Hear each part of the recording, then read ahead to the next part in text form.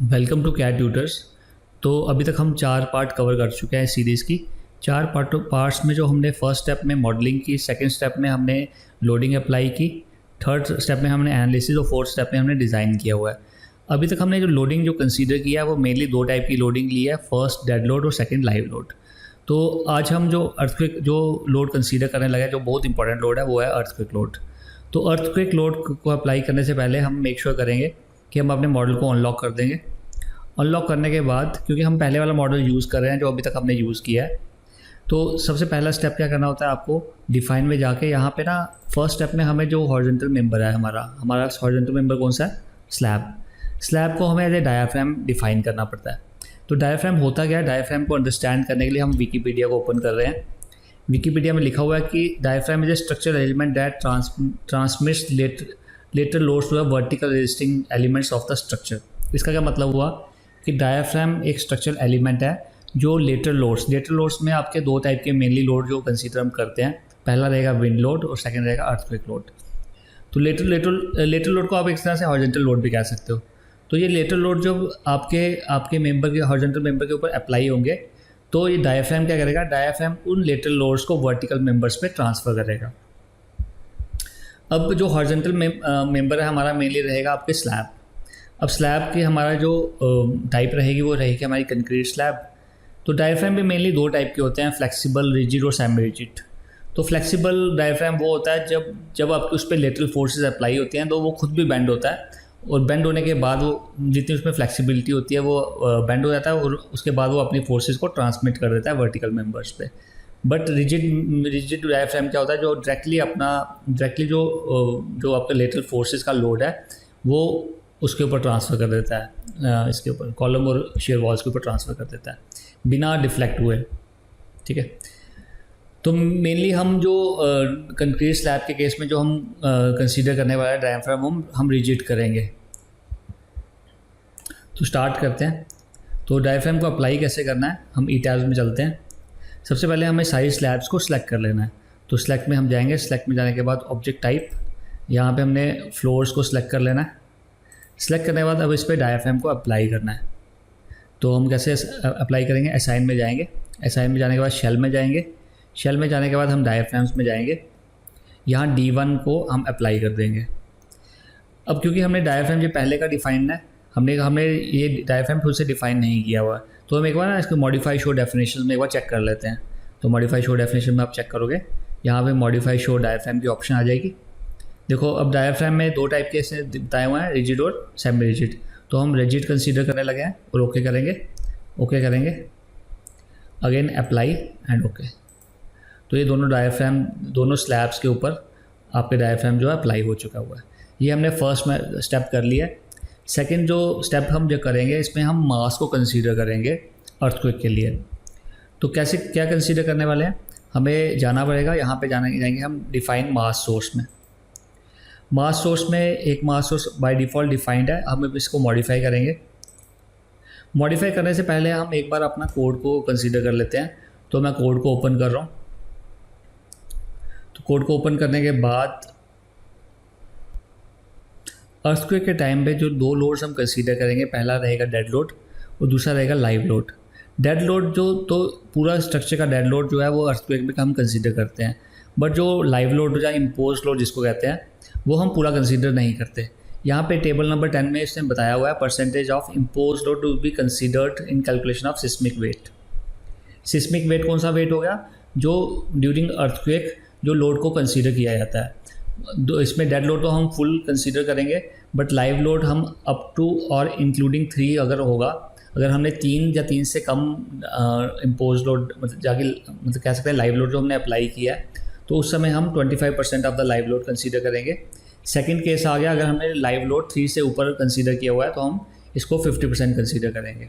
हमारे केस में जो हमने स्ट्रक्चर क्रिएट किया है उसमें हमने अप टू 3 लिया हुआ है, तो हम 25% कंसीडर करने वाले हैं।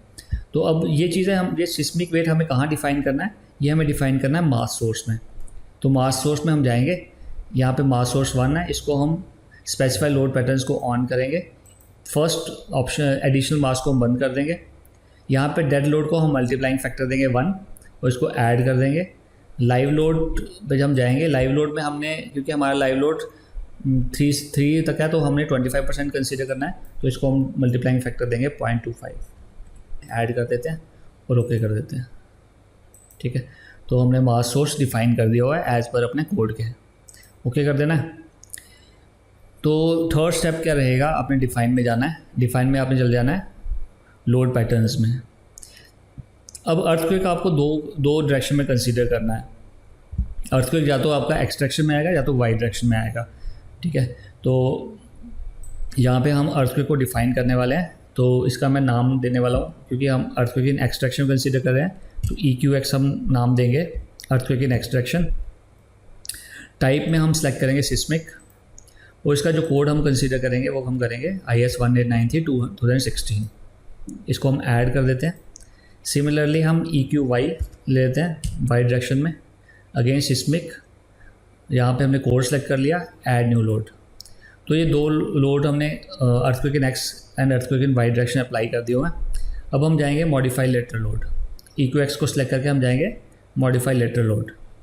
इसकी पूरी डाटा शीट ओपन हो जाएगी। सबसे पहले डायरेक्शन एंड इसेंट्रिसिटी बता रहा है, तो क्योंकि हम सिर्फ एक्सट्रैक्शन में अप्लाई कर रहे हैं तो एक्सट्रैक्शन को छोड़ के मैं सबको बाकी को बंद कर देता हूँ। ठीक है, उसके अलावा अब हमें ये जोन फैक्टर, ये सब वैल्यूज़ हमें मिलने वाली है कोड से। तो चलते हैं कोड पे अपने। सबसे पहले आएगा सिस्मिक जोन फैक्टर। तो सिस्मिक जोन फैक्टर Z के लिए हम चलेंगे अपने कोड के ऊपर। तो कोड हमने ओपन कर लिया यहाँ पे। तो जोन फैक्टर हमें देखना है, तो हम थोड़ा स्क्रॉल करते हैं नीचे। तो यहाँ पे हमें एक मैप मिल गया इंडिया का। तो इसमें ना इसने जोन को कलर्स के हिसाब से डिवाइड किया हुआ है। तो हम जोन 4 कंसीडर करने वाले हैं। तो जोन 4 इन एरियाज़ में हमारे, तो जोन 4 के यहाँ पे जोन 4 के हिसाब से हमें सिस्मिक जोन फैक्टर की वैल्यू लेनी पड़ेगी। तो वो कहाँ पे मिलेगी हमें, तो यहाँ पे लिखा हुआ है सिस्मिक जोन फैक्टर। क्योंकि हमारा जोन 4 है तो Z की वैल्यू हमारी आएगी 0.24। तो कोड पे चलते हैं, यहाँ पे हमारी वैल्यू आएगी 0.24। उसके बाद आएगा इंपॉर्टेंस फैक्टर। साइट टाइप में हम टाइप 2 ले लेंगे। इंपॉर्टेंस फैक्टर में क्या आएगा, इंपॉर्टेंस फैक्टर डिपेंड करता है आपकी बिल्डिंग किस टाइप की है। तो इंपॉर्टेंस फैक्टर के लिए हम चलते हैं ऊपर, ये आपका इधर आएगा, ये पेज नंबर 19 टेबल 8, इसमें इंपॉर्टेंस फैक्टर दिया हुआ है। Importance factor service and community buildings, जो इंपॉर्टेंट बिल्डिंग्स हैं उनका आपका 1.5 रहेगा। इसमें आपके बिल्डिंग, स्कूल्स, हॉस्पिटल्स, ये सब चीज़ें आएंगी। जो रेजिडेंशियल बिल्डिंग्स या कमर्शियल बिल्डिंग जिसकी ऑक्यूपेंसी 200% से ज़्यादा है वो 1.2 आएगी। ऑल अदर बिल्डिंग्स का 1 आएगा। तो हम इस केस में 1 कंसीडर कर रहे हैं। तो यहाँ पे हम चलते हैं, तो यहाँ पे हमने वैल्यू इंपॉर्टेंस फैक्टर में 1 डाल दिया।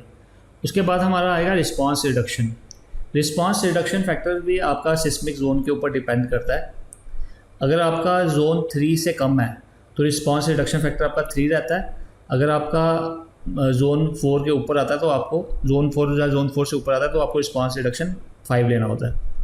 इसका भी डिटेल आपका एक और कोड इसमें इन्वॉल्व रहता है, उसका नाम है IS 13920। तो वो भी हम डिस्कस करेंगे लेटर ऑन। तो उससे आपको क्लियर हो जाएगा रिस्पांस रिडक्शन हमने 5 क्यों लिया हुआ है। अगर मैं दिखा रहा हूँ आपको रिस्पांस रिडक्शन 5 कहाँ गिवन है, ये देखिए।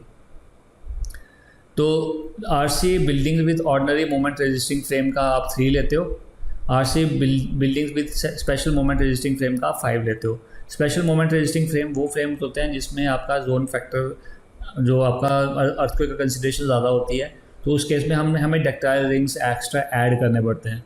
तो वो ऐड करने पड़ते हैं एज़ पर IS 13920। उसको हम लेटर ऑन डिस्कस करेंगे किसी और वीडियो में। तो फिलहाल हम जोन फैक्टर 5 कंसीडर करने वाले हैं। तो यहाँ पे हम जोन फैक्टर 5 ले लेंगे। अब यहाँ पे हमें टाइम पीरियड को कैलकुलेट करना है। तो टाइम पीरियड को हम कैसे कैलकुलेट करेंगे, हम यूज़र डिफाइंड में जाएंगे, हम खुद से कैलकुलेट करने वाले हैं इसका। तो क्योंकि हम अर्थक्वेक इन एक्सट्रैक्शन ले रहे हैं तो जोन फैक्टर हम टाइम पीरियड कैसे कैलकुलेट करेंगे, उसका टाइम पीरियड का फार्मूला देख लेते हैं। ये आपका लिखा हुआ है building with RC structural walls. इसका फार्मूला दिया हुआ है 0.09 H/√D। या H क्या है, H height of building in metres, D आपका है डायमेंशंस। ये आपका आ जाएगा, अगर हम एक्सट्रैक्शन में ले रहे हैं तो आपकी एक्स डायरेक्शन में क्या मैक्सिमम डायमेंशन रहेगी और वाई एक्सिस में क्या मैक्सिमम डायमेंशन रहेगी, उसके हिसाब से हम कंसिडर करने वाले हैं। तो इसको हम कैलकुलेट कर लेते हैं। हम लोग, मैं कैलकुलेटर ओपन कर रहा हूँ। तो कैलकुलेटर ओपन कर लिया हमने। तो यहाँ पे देखते हैं, पहले हम इसका dx और उसकी वैल्यू लिख लेते, नोट कर लेते हैं। तो ओपन इस पे चलते हैं। सबसे पहले हम इसको, मैं ओके करके बंद कर देता हूँ। ओके करके बंद कर लेते हैं, बाद में इसमें अप्लाई कर लेंगे।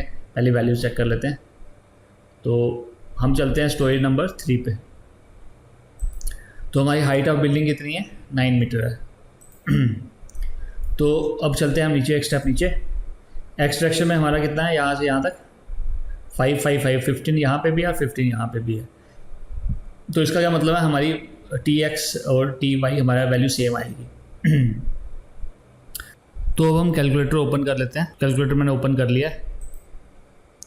यहाँ पे हमारे जो dx जो √d है, यहाँ पे हम चेक कर लेते हैं कोड में। यहाँ पे √d है। √d क्या हो गया आपका, depth, maximum dimension in x direction, maximum dimension in y direction. तो tx के लिए हम मैक्सिमम डायमेंशन एक्स डायरेक्शन ले रहे हैं। इस स्ट्रक्चर में आपका जो x और y में सेम डायमेंशन है, 15 और 15। तो मतलब tx और ty की वैल्यू आपकी सेम आने वाली है। तो हम कैलकुलेट कर लेते हैं। कैलकुलेट कैसे होगा, 15 √ इसकी वैल्यू आ गई। इसको इन्वर्स कर लो। इन्वर्स करने के बाद 0.09 × 9, तो ये आपकी 0.209 आ गई। ये dx और ty दोनों में अप्लाई होगी। तो इसको ओपन कर लेते हैं।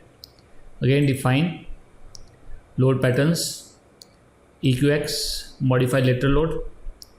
यहाँ पे यूज़र डिफाइन को अपने ऑन कर लेना है। यहाँ वैल्यू डालनी है 0.209। इसको ओके कर लेना है।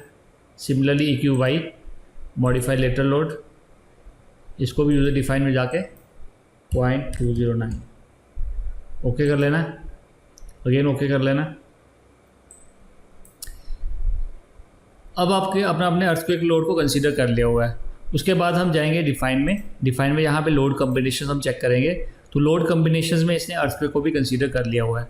ठीक है, ये डिफ़ॉल्ट डिज़ाइन कम्बिनेशन है। अगर आप अपने हिसाब से भी डालना चाहो, आप खुद भी डाल सकते हो। वो हम लेटर किसी वीडियो में खुद से डाल के देखेंगे, कोड को सामने रखेंगे और जो जो उसमें कम्बिनेशन दिए हुए हैं उसको अप्लाई करके देखेंगे। अभी हम ओके कर रहे हैं। उसके बाद नेक्स्ट स्टेप्स वही रहेंगे जो हमने ऑलरेडी फॉलो किए हुए हैं। आगे का प्रोसेस बिल्कुल सेम रहने वाला है।